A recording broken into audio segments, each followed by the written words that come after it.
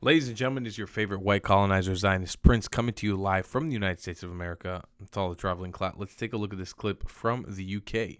The Western leaders, your borders are fading. Your disease is being sucked out, and the unity of the Islamic Brotherhood is taking form. Wow. The sons of Islam have already pledged that this battle is a battle of either victory or martyrdom. We reject your flags, and the call for jihad has started, and it won't be long before it Wow. is you that will be feasted upon. Wow. Wow. Now the video says it's from Denmark, but she has a British accent. Let's go through her words one more time, just in case it wasn't clear, and then we'll do a little analysis here. The Western leaders, your Clearly, this is a Muslim woman from somewhere in East Africa. I'm assuming she's Sudanese by her facial features. Maybe this is me being a little bit racist. I don't know. She's either Sudanese or Somali, probably. The Western leaders, your borders are fading. Your disease is being sucked out, and the unity of the Islamic Brotherhood is taking form. The sons of Islam have already pledged that this battle is a battle of either victory or martyrdom. We reject your flags, and the call for jihad has started, and it won't be long before it is you that will be feasted upon. You will be feasted upon. Look at that. Interesting. That's pretty amazing. I would say, looking at Europe today, you guys are already being kind of feasted upon. In America, we have a term called your ass is being ate. And that's kind of what the Muslims are doing to you right now. She opens up with a hard truth, where she says, The Western leaders, to the your Western borders leaders, your borders are fading. are fading. She's absolutely right. And an analysis from this video, if I'm the typical European in 2025, I would say, fuck it. Let more in. That makes sense. Fuck it. Let's bring more of them in. That seems like a good idea. Because the reality is, even if this woman is representing 5% of the population, I would say it's probably more. Maybe not all of them are willing to express it, but I would say it's probably more than 5%. I'm assuming you guys in the comments, and that's me being moderate, because I don't like to hate on all Muslims. That's not my ideology here, or hate on all Arabs. But you guys always put me in my place in the comment section. You guys probably think it's more like 50%. Let's say it's 5% of Western Muslims in Europe right now. Still quite a lot of people. Still a lot of people that are going to undermine your democracies, your way of life. And as long as that keeps manifesting and you keep importing more garbage to your country, which this is garbage ideology, you're going to reap the consequences. I mean, you already have been reaping the consequences, right? I spoke to somebody on my Discord a couple weeks ago. She's from Sweden. She's told me that in the last 20 years, she hasn't felt safe walking out at night in Sweden. Now, I'm sure that there's somebody in the comment section that'll be like, I'm a woman in Sweden. I feel totally fine. I can walk wherever I want. But just to understand, there are many people in Europe nowadays who do not feel comfortable walking around at night anymore because of Islamic extremism and Islamic violence, especially women. They don't feel comfortable. From a personal point of view, I don't look typically Jewish, at least what the Western standard of an Ashkenazi Jew with the hat and whatever it looks like. I slip under the radar of most ethnic groups. I'm ethnically ambiguous. Nobody ever bothers me.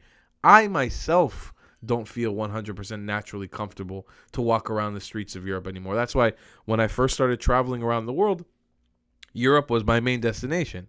I would travel through London. I would travel through Paris. I would go through all the major cities in Europe. And I stopped after a couple years because I genuinely don't feel safe here anymore.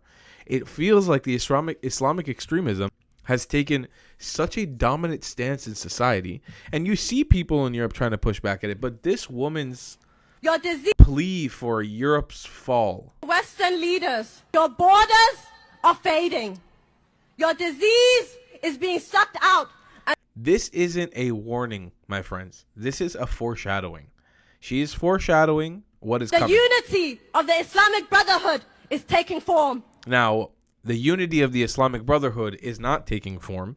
Muslims are each other's worst enemies, and they're actually very easy to divide up into groups and watch their whole narrative fall apart, since they all hate each other. If you don't know, and this is your first time watching this channel, we talk about Muslims here often. Muslims are their own worst enemies. Arabs are their own worst enemies. They hate each other and they kill each other in the millions every single year. They are literally their own worst enemy. They are their own cancer. Now, if you give them a reason to come together in the mutual hatred of the West / Jewish people, they do very well at coming together now. But anything else, religion, politics, society, money, gas, all that shit falls apart. So what she is correct about, though, is that this unity against the West exists in the West. So there is like this shit cancerous Islamic ideology in the West, specifically in the streets of the UK, I would say, where it sounds like she probably has been brainwashed. And they are really looking to undermine the rest of the West, especially starting in the UK. I'm not even going to say that ideology is as rampant in the Arab world or in the Arabized world in the Middle East, because many of these people are just trying to survive. They have so many terrorist groups up their ass and fights and warnings and starvation. I mean, like, they're Arabs in the Arab world are struggling. They're they're not doing well. They never have been, because I mean they choose violence against each other as the status quo rather than picking themselves up by their bootstraps and building a beautiful society. But in the West, they've got everything. They've got internet, they've got food, they've got healthcare, they've got everything that they need to thrive, and they still choose to come against the West.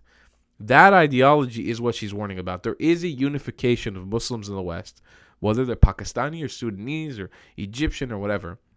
They still have that internal racism and hatred for each other, but they're able to come together on this shared hatred of Western values while living in the West and reaping off of Western values.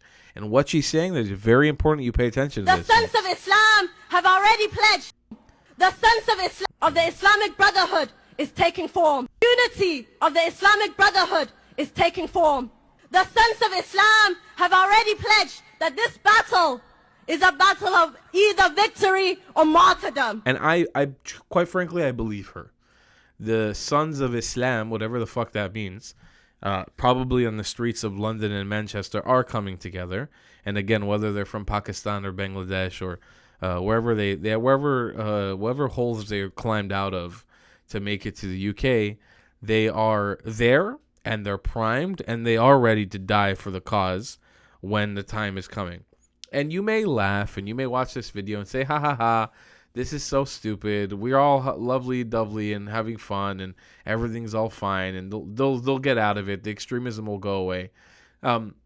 Newsflash, no. You guys are doing a shit job at re-educating these people when they come to your country.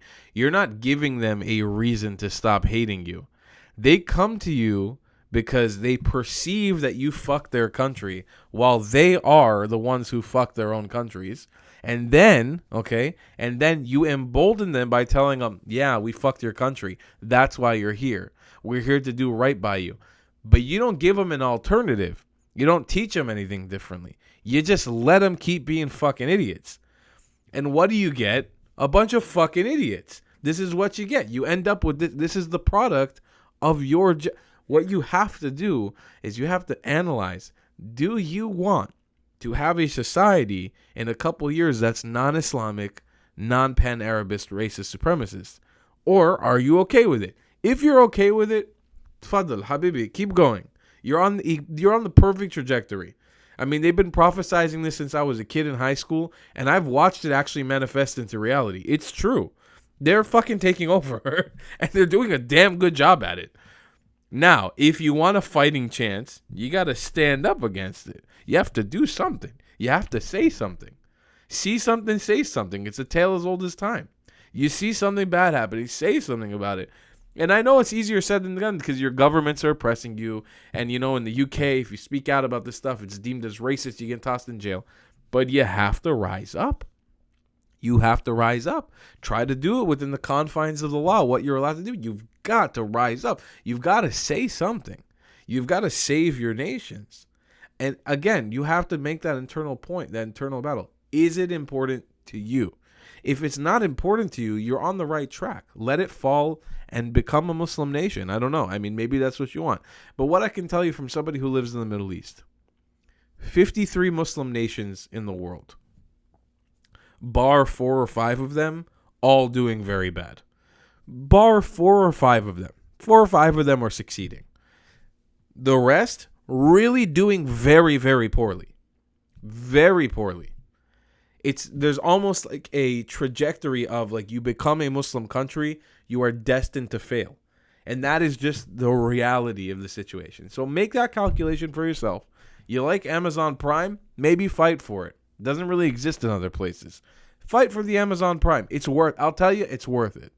Anyways, guys, I love you long time. Thanks for watching the channel, and we'll see you in the next one. Goodbye, class. If you believe in my content and want to support me, just know your help is needed. There's a bunch of great ways to support me, being PayPal, Buy Me a Coffee, or joining my Patreon community down below. Patreon is the best way to support my channel, and you'll get a bunch of cool perks depending on what tier you join. Another great way to support me is by buying my merchandise on thetravelingclat.com. I regularly drop new merch designs like this beautiful hat, or this amazing shirt, where you can support the channel and get something cool for yourself. I also have an amazing Discord community with people from all over the world. Thank you so much for your support.